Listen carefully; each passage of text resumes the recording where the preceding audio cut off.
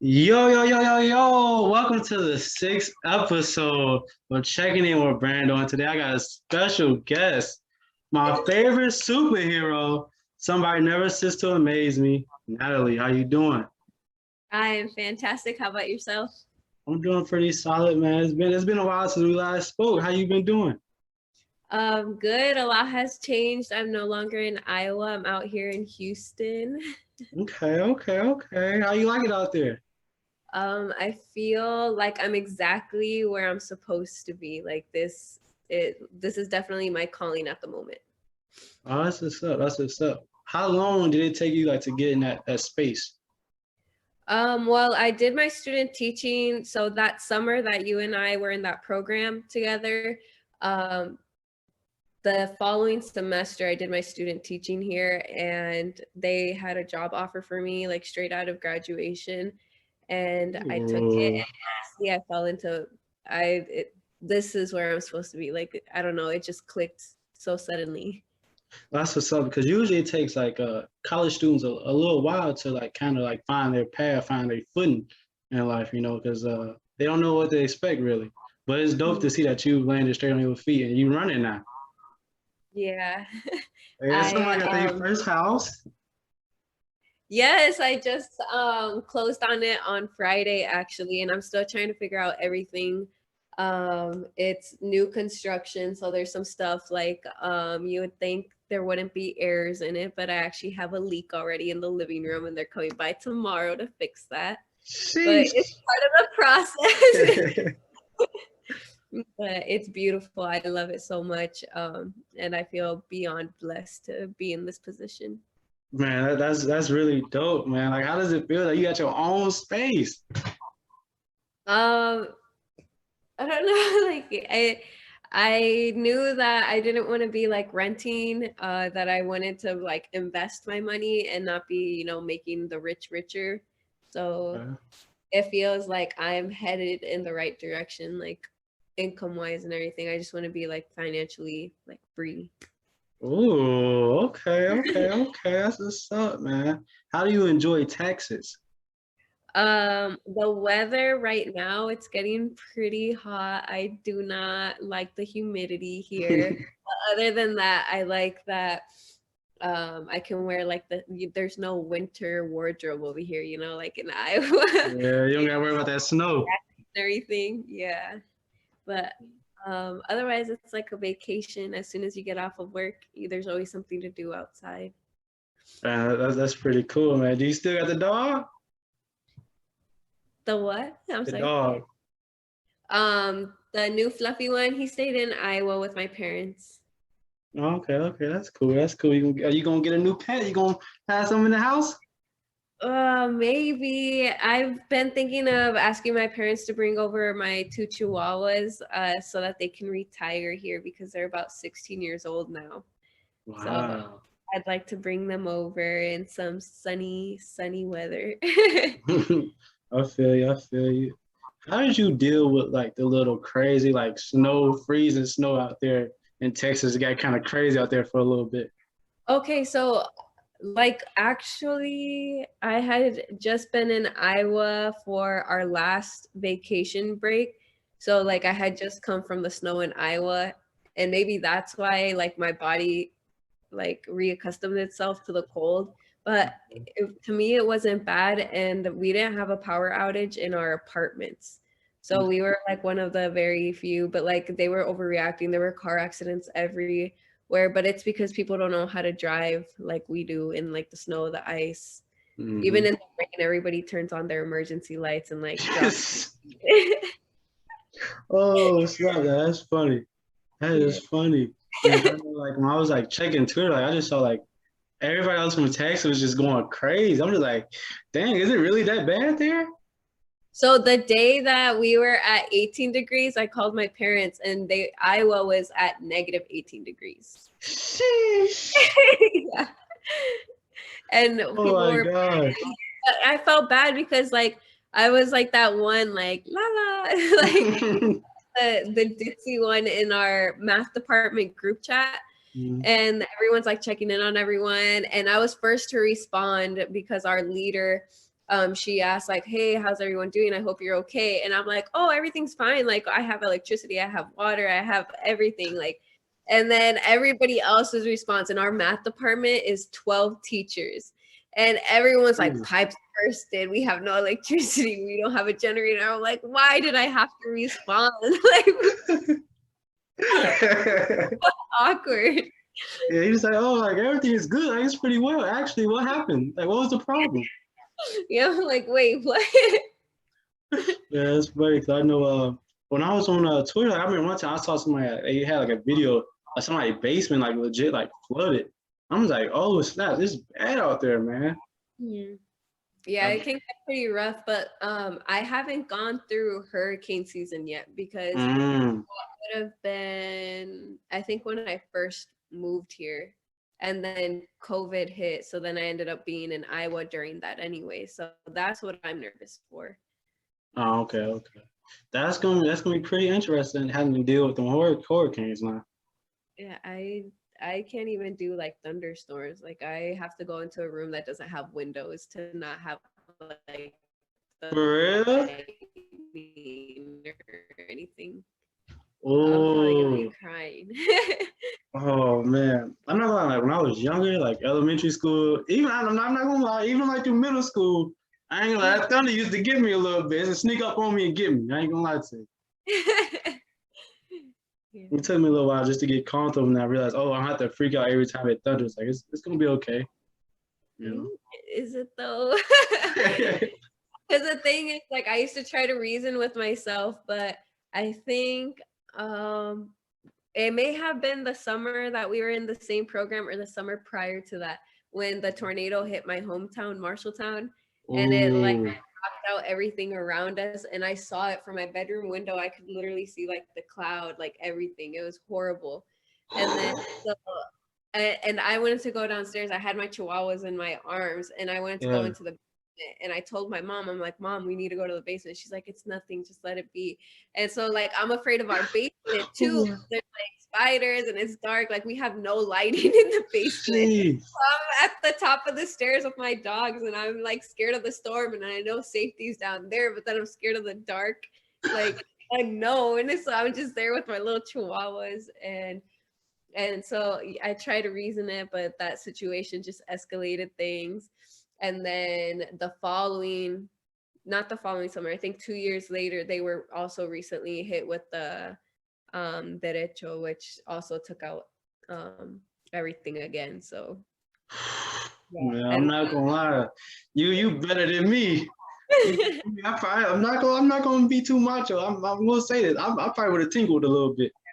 I would have tingled just a little bit.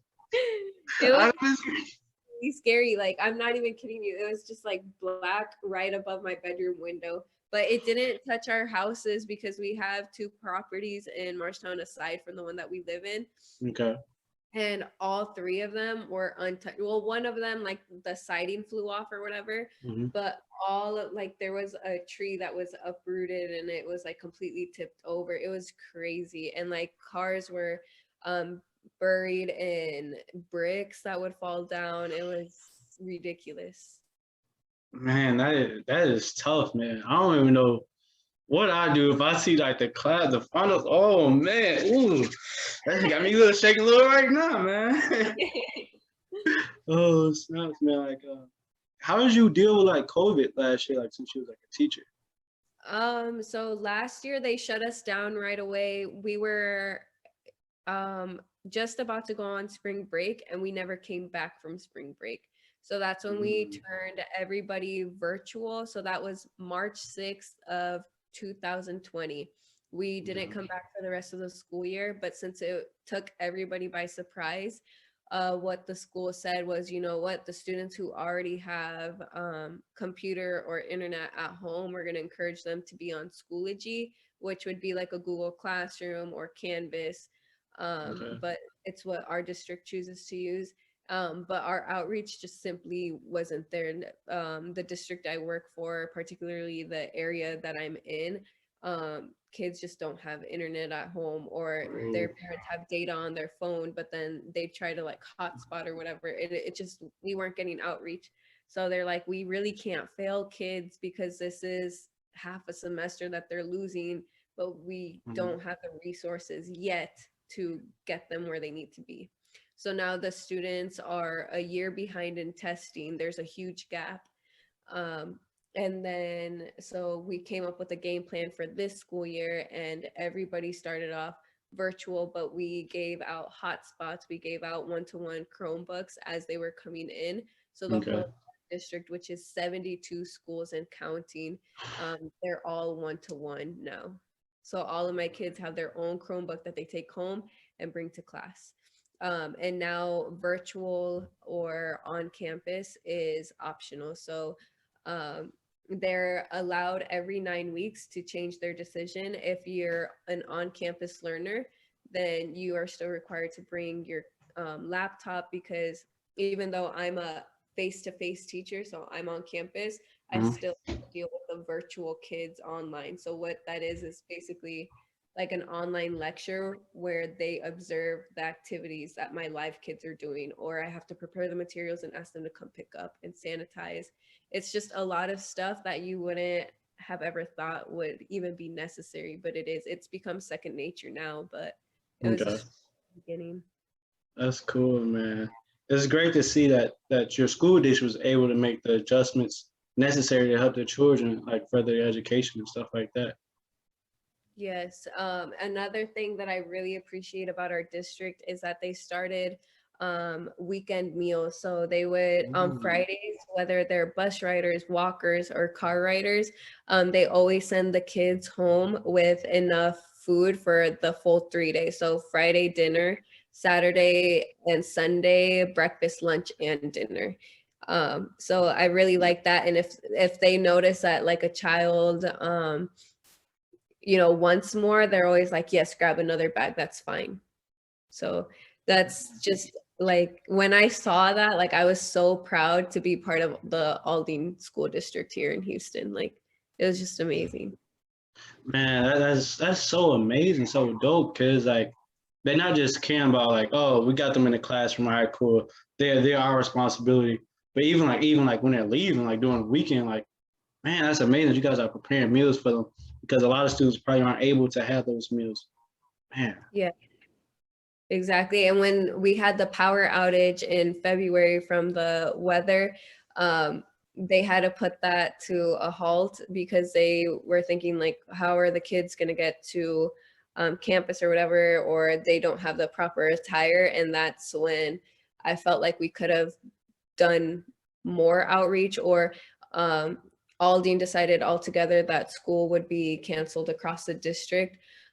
And that's where I did disagree with them. I felt like the schools who did have power, we should have been opened up, maybe not for class instruction, but we could Mhm. have been the ones open in the cafeteria providing those meals, or providing like heat for the families to come in just for a while, because a lot of people didn't have generators or anything at home. Man. Oh, I like the way you talk because like it shows as a teacher that you really care about your students. You know, like you really want to see them be great because there's a good amount of teachers. There's some teachers out there that really do care, but then it's that small few amount that really just like give teachers a bad rep. You know. Mm. Oh yeah, I've definitely met some of those. And like it's usually like the older teachers, but I also feel like at one point they were passionate, and they're Mm. just at a point, maybe they're going through something, but I'd like to think that they can bounce back from that if that's what they ever were. But like I try to, even if I'm having a bad day, or a student did kind of like cross the line the day before, I try to remind myself like they're only in my class for 45 minutes or 50 minutes, and I'm going to make those 50 minutes of them just being a kid, being a learner, because a lot of them, when they go home, they end up being a mom or a dad to their 5 younger siblings because mom and dad are at work. And so I just really try to make it clear to them, like, when you're in here, yes, you have to respect me because I'm the adult, but I'm Mm. not getting on you because I don't like you. I'm not getting on you because of this or that. It's because I want you to feel like you are a kid in here. And I teach sixth graders, so they really are babies. They're 11, 12 years old, right? But they Mm. think they're big and bad, but like I remember those years. that with I other remember those years. they act like they're big and bad like with other teachers, but as soon as they come into my room, like they know that we do not play like that. Like I will call you out if you are trying to call out another child for something else. Mm-hmm. But at the end of the day, like when I don't know, it's just I feel like it's a lot of just building relationships with the students that solves a lot of things. Like my students are very willing to tell me things versus another teacher. Or just a simple good morning class, like how are you guys doing? Or I don't know, like I try to make them handle and reflect things like an adult. So, but I'll not say I'm sorry because I hate when people do that. That's not sincere. Why do you want an insincere apology? Right? But Yeah. like you're like, well, why did you say that? What was the purpose? What was the intent behind that? Like, did you really need to say that? But at the end of the day, I'm like, oh, it's okay. Like it was just a mistake, you know, like I'm not gonna be like, why would you say, like, I don't know. I try to balance it out. Like I walk in, I'm like, good morning, my loves. How are you doing this weekend? Yeah, we have a great time in my classroom. Man, that's great how you like have like the perfect balance of doing like curriculum, but then also give them like a little hint of like little life lessons that they could take on with them in the future. Mm-hmm. Yeah, I don't know. Like, and last year when I started in January, because I started right after graduation, I had like an all-star team. Like we were amazing. It was also my student teaching team, so I got to work with my mentors, who are now my coworkers. And I was this class's third teacher, so these kids had already thought that they had scared off the two teachers prior. So they were pushing and pushing and pushing my buttons. I'm not gonna lie, they made me cry like 3 times. Like these kids were running me over. Like it was ridiculous. And then this year, like I got to start with the kids and just like learning the routines, actually getting to know them, are gaining their trust. And you know, like every time they share something with me, I try to also make them feel like I can share a little bit of my personal life with you, because it goes both ways. I can't expect for them to give if I'm not willing to reciprocate that. So Man, that's very true. Man, but that's really tough because a lot of people wouldn't be able to handle that. You know, like getting breaking down to the point you have to cry is like it's tough because a lot of people don't know how to recover.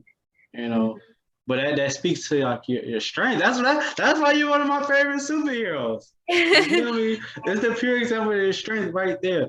Cause a lot of people are just like they would have forwarded say, man, F them kids. I'm not coming back. I'm good. I'll go somewhere else. You know. But your ability, like, matter of fact, I'm gonna take this. Let me put the cape on real quick. And I'm gonna bounce back from this. That's amazing. no, and I've told them multiple times because they want to skip class or whatever. I'm like, look, if you want to skip class at the end of the day, I can't like pull you into your seat or whatever, you know, like I can only help you as much as you allow me to. I can't want your success, your education more than you do. I'm here, I'm going to do my job, I'm going to do my 100%, but I need you to put in your effort as well. And I always give them the talk. I'm like, look, I'm here by myself. I don't have my family. I came here because I fell in love with the school. I have like I see younger me in you. And I hope that you see like you take something good from my instruction, you know, because as soon as you step out of our district, people aren't gonna you look left and right, they're not gonna be Latino, they're not gonna be Black. That's what you're used to here. When you leave Houston, that number gets even smaller. When you leave Texas, that gets even smaller. I was like, when I grew up in Iowa, in my town, like it looked nothing like this. Like this feels like home to me. Like this just feels so comforting. And I just always try to make that like bigger picture to them, that I'm here for them. Like at the end of the day, whatever administration says, like yes, to a certain extent, that does dictate what I'm allowed to do, but I'm here for my students. Man, I was like, oh, a teacher like you would be like the one that, like, man, she cool. Like she really care about us. Miss Sanchez, man, she dope. Man. You feel me? I am rookie teacher of the year at my school. So. Hey, okay, Already getting awards and stuff. Okay, I see you. I see you. I'm aiming for Teacher of the Year next year since I'll officially be in the running with my years of service. And then I'll aim for the District Teacher of the Year and we'll see how far I get. Oh, we gotta get you that. You gotta get that. Come on now. That's all you. Mhm. You're the superhero. That's all you. I'm Man. hungry for power and not power in the sense of like I just want to set an example, and I feel like the more like higher I become in ranks, like the more I want to tell students like this is where I started, this is where I'm at.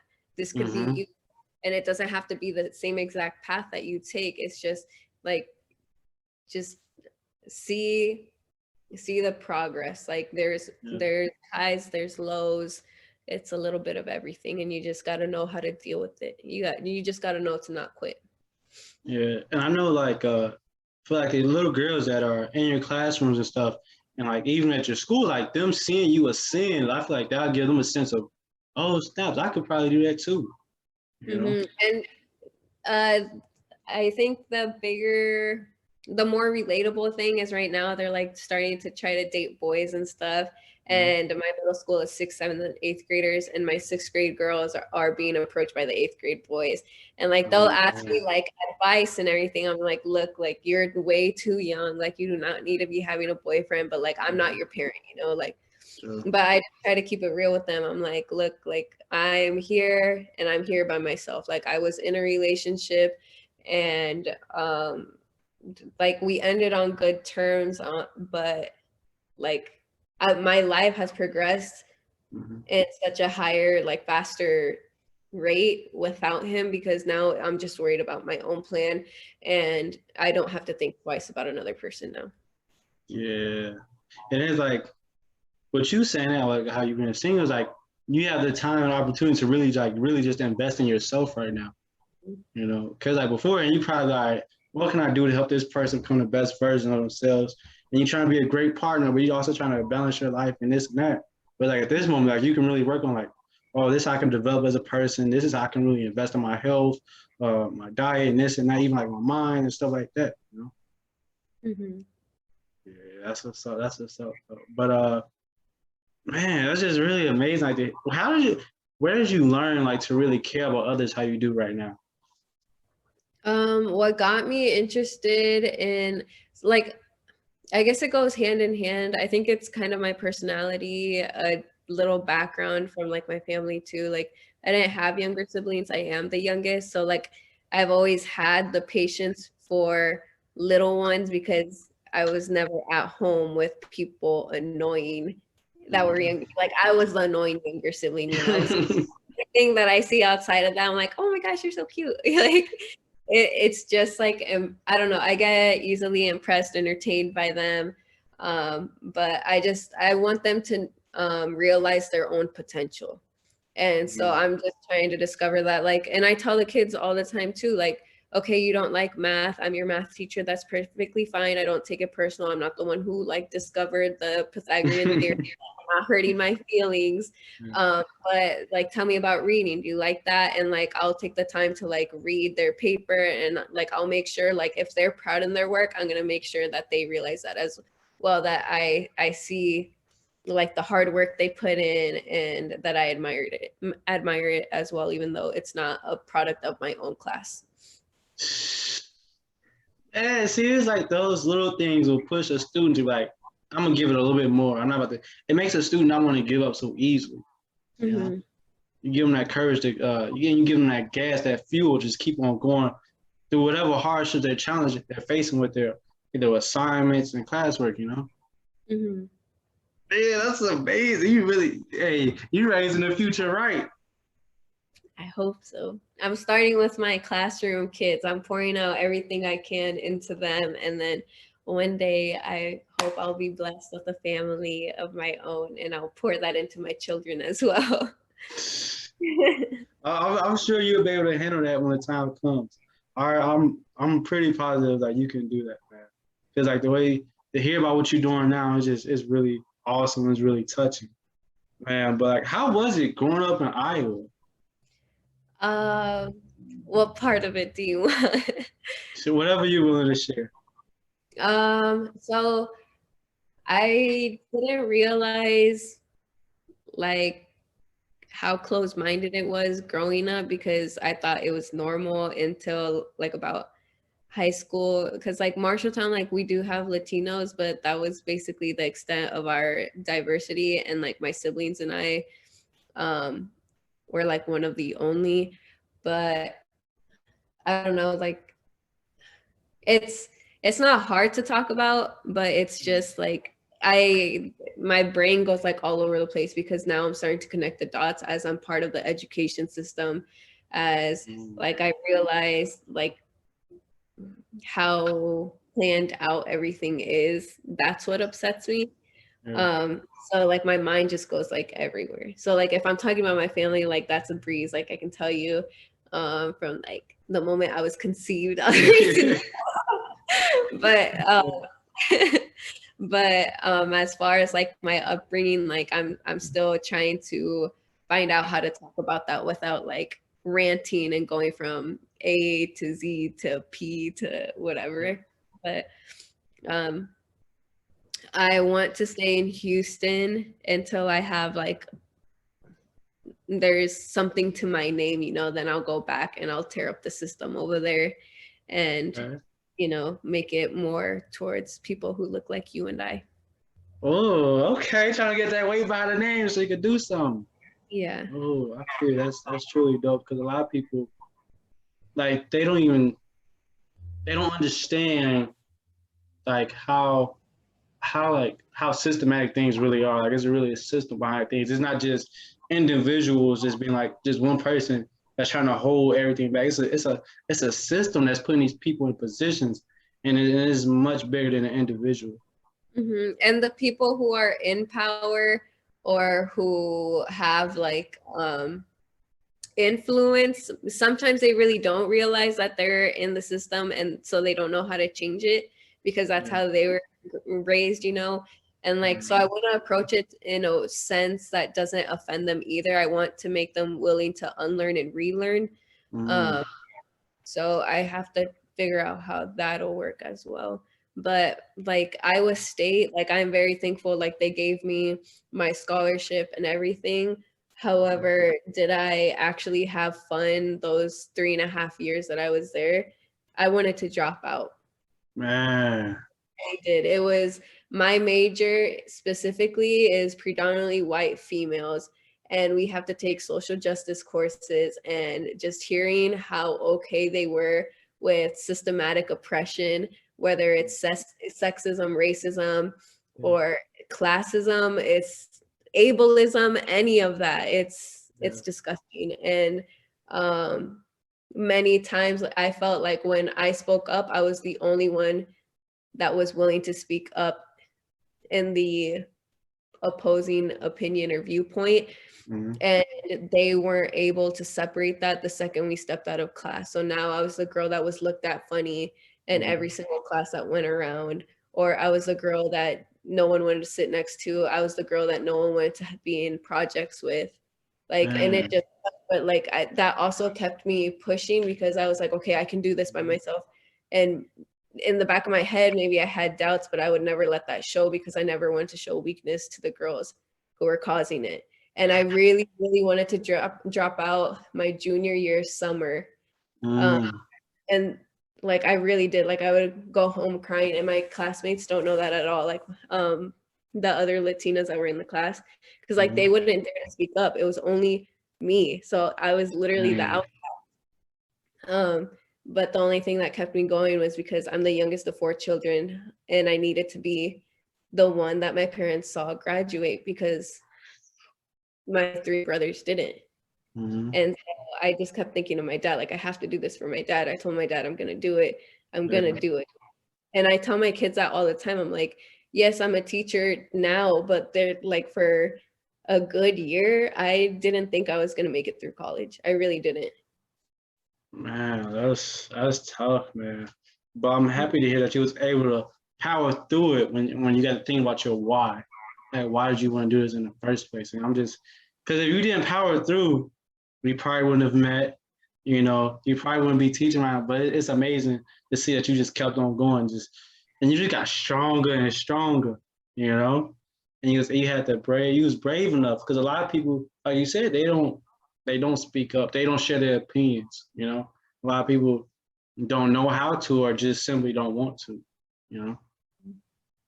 Yeah, it's like, and at the end of, like you said, like they just don't want to, like they know something is wrong, but how do you go about approaching it when you, especially when my group of friends sees how everybody's reacting towards me? Mm-hmm. Well, why are they gonna like add on to it? They don't want to be part of that group.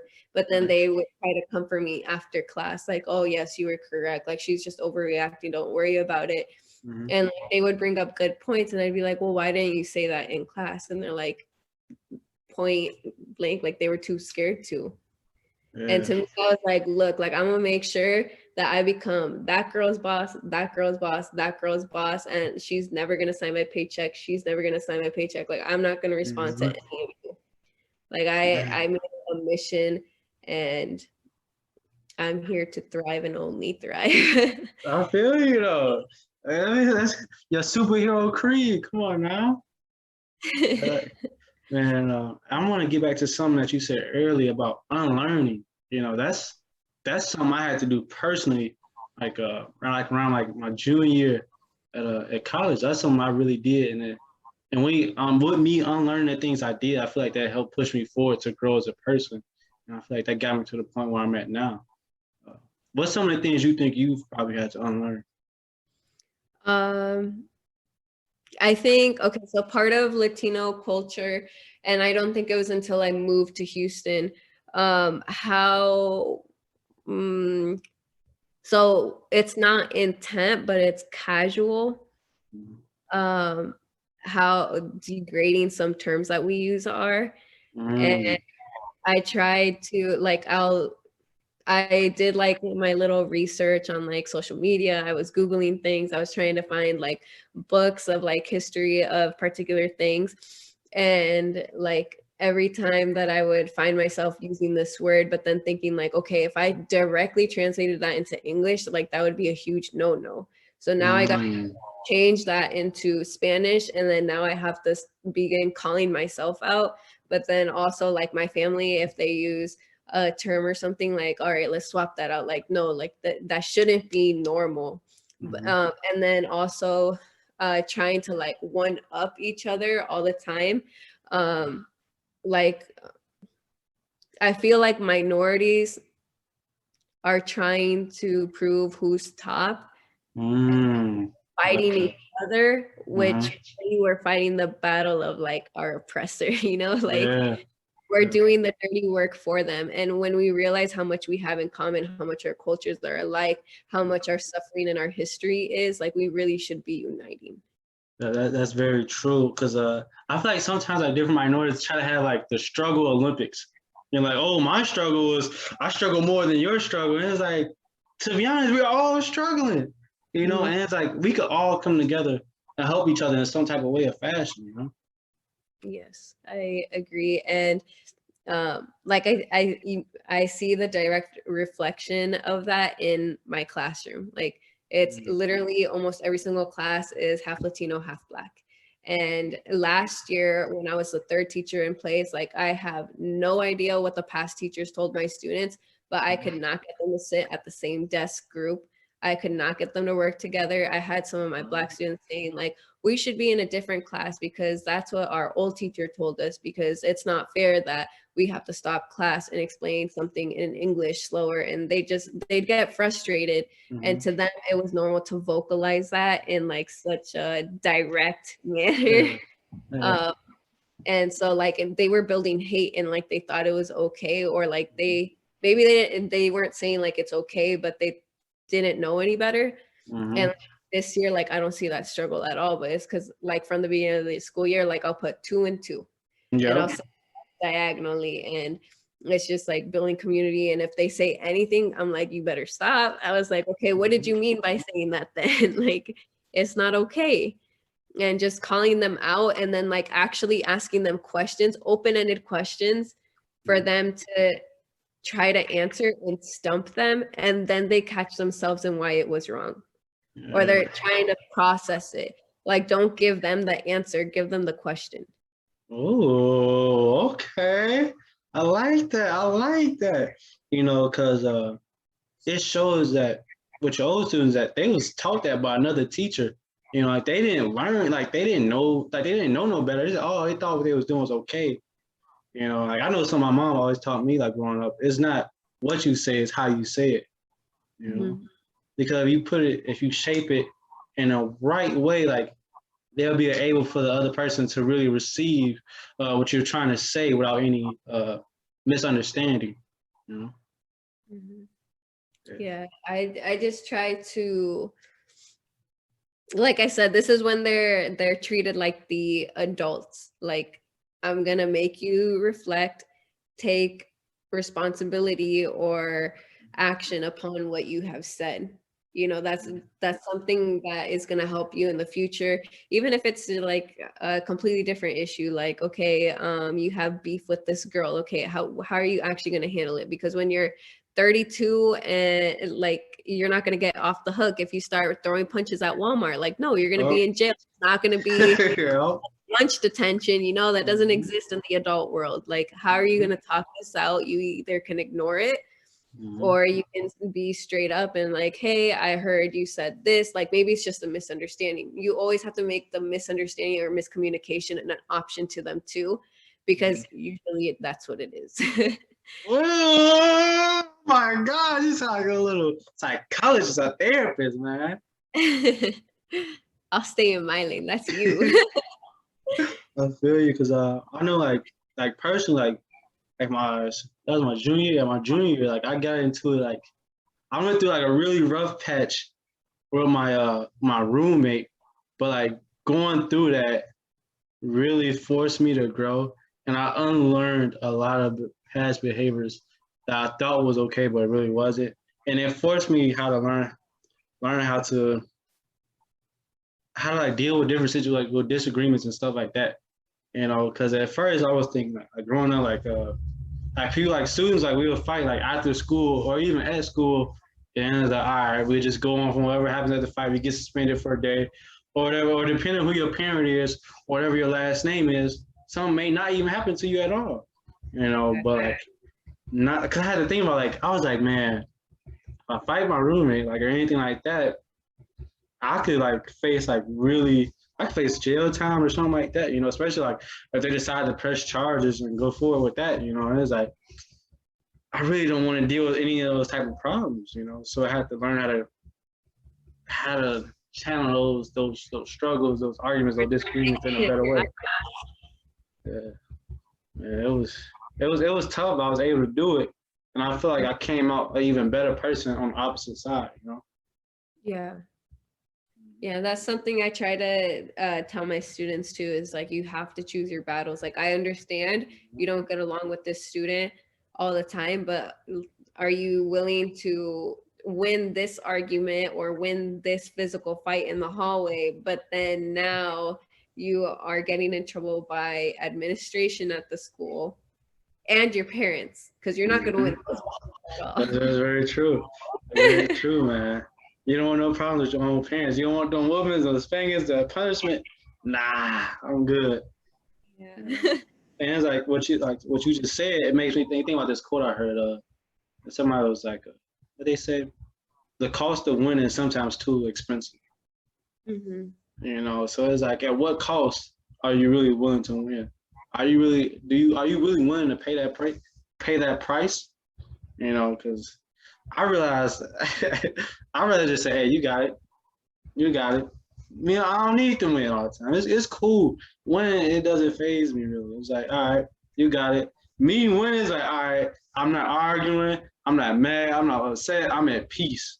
You got to take out the negativity in your life as much as you can. I understand, like, at the end of the day, we're human. We're gonna cry, we're gonna want to scream, that we're gonna go through everything, but try to limit that as much as you can. Make it about, I try to only let things that like I do myself irritate me, but like, or here's something that has helped me a lot. Is it gonna affect me in 2 weeks from now? Is it gonna affect me 2 years from now? Mm-hmm. No, so don't stress about it. Was it really in my control? No, don't stress about it. Mm-hmm. Oh, Just how did you start like to start thinking like that? What got you to have that realization? I used to have like super bad anxiety. I still do over like certain things, Mm-hmm. but like I just when I think it was when I started student teaching because like my parents weren't there. Like, what am I gonna do? Like, I can't. I have literally no one here to help me. Like, I gotta stop acting like a baby. I gotta find out what the solution is. It's time to grow up. And am I gonna let all of those little things ruin my day? Am I gonna let that stop me from, reaching, okay, if I couldn't succeed here in this task, that doesn't mean that I'm a failure all around. I got to move on to like the next thing and then maybe come back. Like I don't know exactly when I developed that, but I would probably say like overall Houston and being out here has pushed me to like stop accepting like fear of losing, I guess. Because if I lose, that's fine, get up, try again. But like, I need to stop being afraid of that chance. Mm, that's very true. 'Cause I know like some like I've started using lately is like the prayer of serenity. Like I've really been like applying that to my life and like not really worrying about things that are out of my control, you know. And it's like what got me to that point was like having already like breakdowns and stuff like that, like feeling overwhelmed, like just having anxiety attacks and stuff like that. It's just like you get to a point, it's like damn, like so I gotta find something to find a way to deal with this, you know. And it's like I'm gonna deal with it to a point like I'm not just doing destructive things to myself, as anybody else. It's finding healthy ways like, to deal with things, before like they become like too overwhelming. Mm-hmm. Yeah. Exactly. And that's one thing that I feel like I'm very proud of myself that like I never relied on drinking or any other substance to get by. Like, um, just finding, like you said, something healthy to overcome that, or like even if it's taking a nap or something, and people say that that's like a sign of like depression or whatever, but it's not. You take naps, Yeah. like as long as you're not hibernating, you're fine. That's uh, very true. Right. yeah, and for some people it's working out, or some people it's like skipping a workout. Like for me, it can come and go, like sometimes if I'm on track with my workouts every single day, but like I feel stressed, like taking a day off from working out will help me. But like if I work out for a long time, and I need a stress reliever, then I jump into working out. Like that's kind of when you tell like if there's like change. Okay. Okay. Man, I know like for me, like I've never really like really been into like drinking, Like I've tried like different like types of alcohol, but it's like I just don't like the taste. I was like, is it really worth it? Nah. Then it's like when I first got to college, I saw so many people drinking. Then I was like having conversations with these people that be going crazy at the parties and this and that. Then I found out like these people are really hurting inside. They don't know a healthy way to deal with this. I said, man, I don't want to be another individual that's just drinking all day, going crazy at the parties, like just trying to avoid the everyday life that I'm gonna have to live because it's gonna come back after I get done drinking. Yeah. Yeah, and for me, it wasn't because I like saw people, and for me, it was because like alcoholism, like it hits home. Like that's my Mm, oldest brother, the one that should have been in college before me. Like he was on his way to being a doctor. Like he's my favorite brother. Like the other two brothers know it. Like he's like the brains of the family and everything. And then he started drinking, and everything just went downhill so rapidly. mm, His license was revoked and everything. And then he went into the military to get disciplined or whatever. But he came back like a completely different person. But I remember I was still in high school when I promised my family this, and when I promised him this, that I wasn't gonna be like a casual drinker just in case. Like, and I was so mm, extreme. I was like, just in case he needs an organ, like mine will be healthy for him, because like he's drank so much. But like I just didn't like what I saw, how much it changed someone that I loved, and mm, I wanted to make sure that I stayed on the right track, and I was there to support him if he ever fell. Man, look at you putting on a cape again. Like you being a superhero, it was in your destiny. Like it was bound to happen one way or another. Oh man. But I know something for me, like talking about like working out to like relieve stress and stuff. I know like as of like I say the last few months or so, I feel like once I've started to eat better, like more consistently, and working out a little bit more consistently, like things really like my mood and stuff really like started to feel better in a way. Yeah, I'm not gonna say that I'm like just, like I'm straight eating kale every day type of dig. Like I'm not gonna act like I'm doing everything right. It's like I have my few cheat meals and this and that, and I have my days I don't work out, but it's like just doing the little things like kind of like help me a little bit more. Yeah, I used to be really good at meal prepping, and then I found out all the cheap, delicious food that's offered here. So now I barely ever meal prep, and if I do, it's definitely not consistent. Like my rice is never seasoned the same anymore because I forgot how to cook. Like it's ridiculous, but I need to get back on it. I really do. This summer, at my new house, I'll start Yeah. my cooking. New houses and new beginnings. Okay. Man, that's what's up. What's something that you've learned about yourself since you became a teacher? um, that I do have a lot more patience than I thought I did, and that I am a lot more kind than I thought I was. I think I was letting college get to me and what the girls were saying get to me, that I was like, they would call me the B word, and they always said that I was like stubborn and stuck up and this and that. And I think I was starting to believe that because I wasn't even trying to make friends anymore. Like I was like, whatever, you're gonna think this and that of me. But here it's like I feel like it's reassuring me that like, hey, like what they said, or maybe it was true at the time, but maybe that was like a defense mechanism. But like here, like I'm here to help others, and I'm doing it not to compensate for anything that I could have been, but it's really coming just out of like, it's just habit now. Like it's second nature. Like for Christmas, one of my students, like I had noticed, like he was taping and wrapping around the shoelace from the sole of the shoe, because it was like literally flapping as he would walk. And I put my foot next to his because I asked him his shoe size, and I think he like kind of understood what I was trying to get at, but he was embarrassed.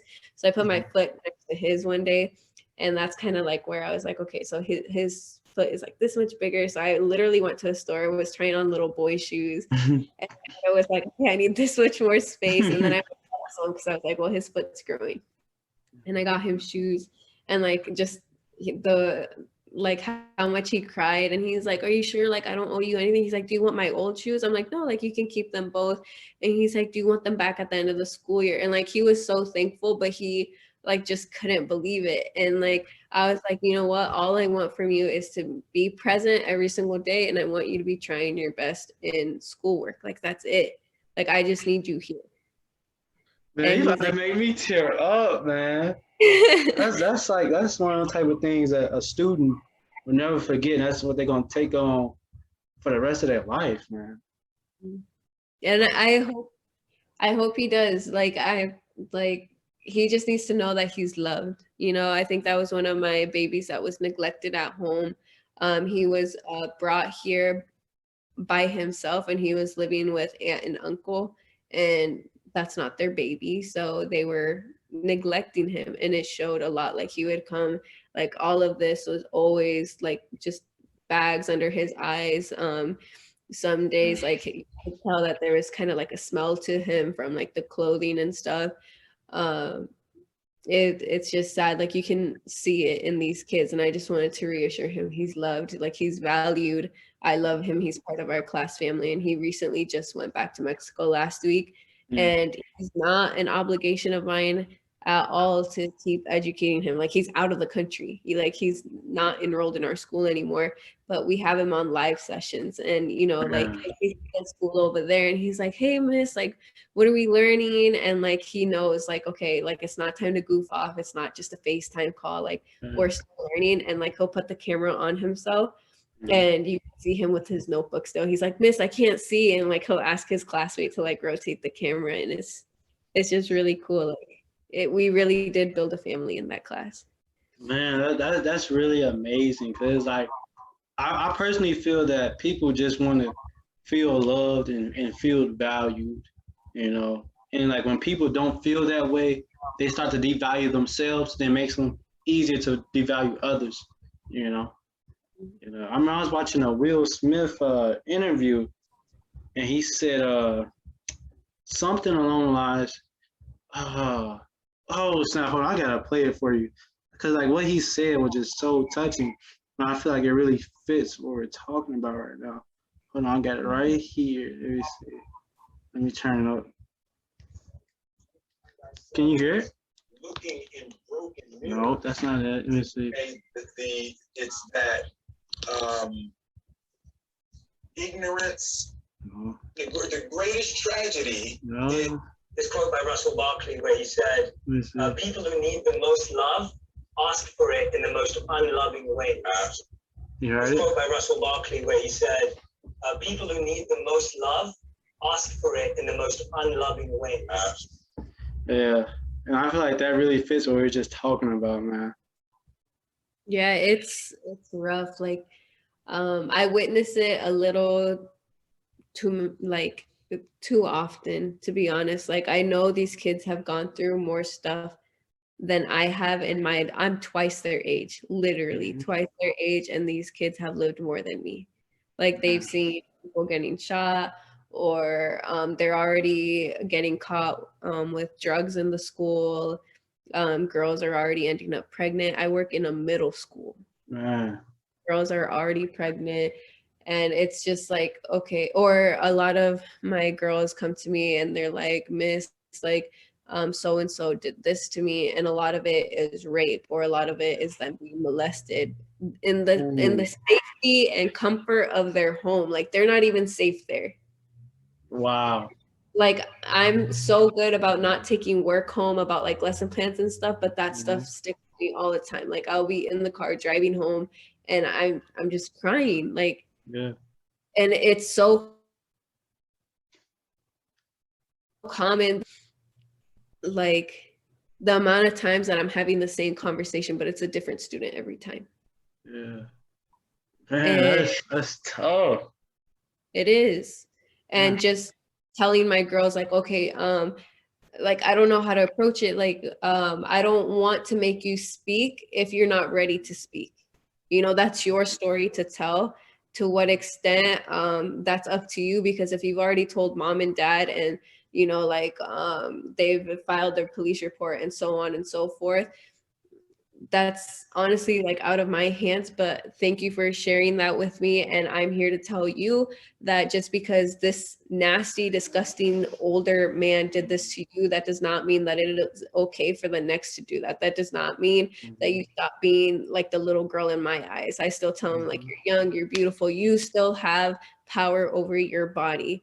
Like, that's your decision to make. Do not go thinking that, oh, it's normal, let's like the next one. And then no, you're still a baby in my eyes, you're still mine. And like I tell him, like, if you ever need to take a break, like take a break. Like it's really hard. Like that's honestly the hardest part of my job. It happens at least once a week. That shit is so heavy on the soul. You feel me? Like having to hear, like when you hear like the depths of somebody else's struggle, and it goes deeper than anything you've probably dealt with personally. It's just like, damn, Or how like grown these kids are talking. Like I have heard multiple times, like, oh, like he's been kissing up on me, da da da, or boys talking about like what they did with girls, and like they think we'll call them out. I'm like, excuse you, like no, like you are a kid.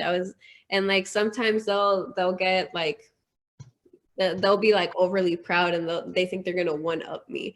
And like that's when I'm not gonna lie, I'll drop that teacher hat, especially with my Latino students, and I'll flip on that Spanish. And I'll be like, I'm like, you're a little kid, like your balls have not dropped, like you need to stop. Yeah. Then they're like, I'm gonna tell my mom. I'm like, I'll bring my mom up in here too. Like, you know, sometimes like that tough love is exactly what they need because no one is treating them at home. That's real, because like they have nobody at home to give them that the structure, you know, the discipline that they really need, you know, in order to keep down a path that they don't have to go down, you know. Yeah, it's trying to break that cycle as well. Because a lot of them, and I try to do little things where instead of saying like if you go to college, I say when you go to college, you know, make it, it's not an option. We're here for everybody. But then just breaking the cycle of, well, miss, no one in my family has gone to college, or everyone has ended up in jail, or everyone does drugs, or you know, whatever it is. Like that doesn't mean that has to be you. That's your mom's story, that's your dad's story, that's your brother's story. That's not your story. I'm like, remind me, what's your brother's name? And then they'll tell me, what's your name? What's your brother's name? That sounds different to me. That's not the same person. You got your own story to tell. You got your own life to live. So. Oh man, letting these kids know they're more than what they come from. You know, like they don't have to fit in. They don't have to fit into a certain image. Like they can just be them, and it's perfectly fine. You know, I know that's something I had to deal with. Like my sophomore year, I feel like I was trying to fit into what I thought other people thought about me, and I started like really like characterize myself. But then I'm happy. Sooner than later, I was like, man, this ain't it. I'm just gonna be me. I don't have time trying to fit in to be something that I think somebody else think I am, you know? Yeah. It's definitely, I would say like it does take time, because if that happened to us while we were adults in college, becoming adults in college, like it'll be harder for these kids. They're not teenagers yet, but they're exposed to a world of adults. How do you balance being a kid, yet the second you get home, you're supposed to cook, you're supposed to clean, you have to train, you have to help your whoever's giving you the money. How do you pay that online? Because everything's online now, you know, like they're balancing everything. They're learning things so much faster than we are. They're growing up with social media like that's in the palm of their hands. Like we're learning that in middle school or high school, and they're literally pros by the time they're in middle school. Like they grew up with the phone in their hand. Man, that's very true. Shit, man. I don't think I made my first email until like high school. I'm keeping it a buck. I'm not gonna get to high school, man. I used my high school email for everything. It was first initial, last name at marshtown.k12.ia.us, and I would do that for everything. Oh, stop. That's hilarious, man. It's like it is like, man, like these kids, like they kind of like in a way like aren't allowed to be kids anymore. And it's like they lose a sense of innocence, and then they kind of become jaded towards things, you know. Yeah, it's tough. Whew. That's how I felt about this one kid I grew up with named Brian. Like he had a brother that was like Brian was like much younger. I said maybe 3 or 4 years younger than me. But he had a brother named Brandon, and me and him was in the same class. Like me and his brother was pretty cool, whatever. But then like the things that Brian was doing, like man, you can't be doing that. Like man, like instead of like just hanging out on the street all day, man, come with me. I'm about to go train. I'm about to go work out this field. I'm about to go run some routes at this field. And he's like, all right, cool, I'll come with you. And I'm like, all right, cool. Throw me some passes. As a matter of fact, I need a quarterback. And we'd do that, and everything would be straight. But then I'll go away like for like the week or whatever, because I was on my day house, like just the weekends. I'll come back, and he's back down that negative path of just like hanging out with the wrong people, with the wrong crowd, doing the wrong things. It's like, damn. But then like when I went away for college, when I would come back to my day house, I'll just see like everybody telling me, man, you heard what happened to Brian? You heard what happened to Brother Benign and this and that? I was like, what? And I was like, damn, like I felt kind of. I was like always feeling like, damn, I could have did more. Maybe I shouldn't have went to Iowa for school. Maybe I should have been a little closer. You know? Yeah, but it's also separating like, was that really your job? Like you put your hand out, like you showed him what he could be doing, because like I see what you mean, but at the same time, like I'm thinking with my teacher hat on, like Yeah. my kids, when they try to blame themselves for something that's going on in their family that are very adult issues, Mm-hmm. like, okay, but that really shouldn't have fallen on you. Like you did what you could. You did your best, right? You're not the one who caused it, right? Okay, then I understand you're going to be upset. That's a very normal response. But you need to stop blaming yourself for it. Yeah, that's real. Cause like sometimes the only thing you can do is just your best, and like whatever results come from that is like it is what it is. Like you gave it your best, and things fell the way they fell. Mhm, Yeah. exactly. Is there anything else you'd like to tell the people before we leave, man? Just spread love, spread positivity. Stop taking life to a certain extent so seriously, like try to keep that in mind. Like, is it going to affect you in the long run? Like, yeah, it seems like hell right now, like your little mistake that you made, but try to reflect, is that going to matter 2 years from now? Probably not. So just breathe, relax. You can cry, but don't do anything more than that. Don't punish yourself. That's real, man. And do you want to let people know like where they can like reach you at on social media or anything like that? Sure. My teacher Instagram is Miss Sanchez 2019. If you'd like to follow and see my wonderful family of students in middle school. Okay. Yeah. All right, man. We're gonna leave it there just like that, man. That's it. All right. Yo, man, that's it for the most recent episode. Check in with Brando. For more relatable content, more relatable conversations, go check out the All American State of Mind YouTube channel.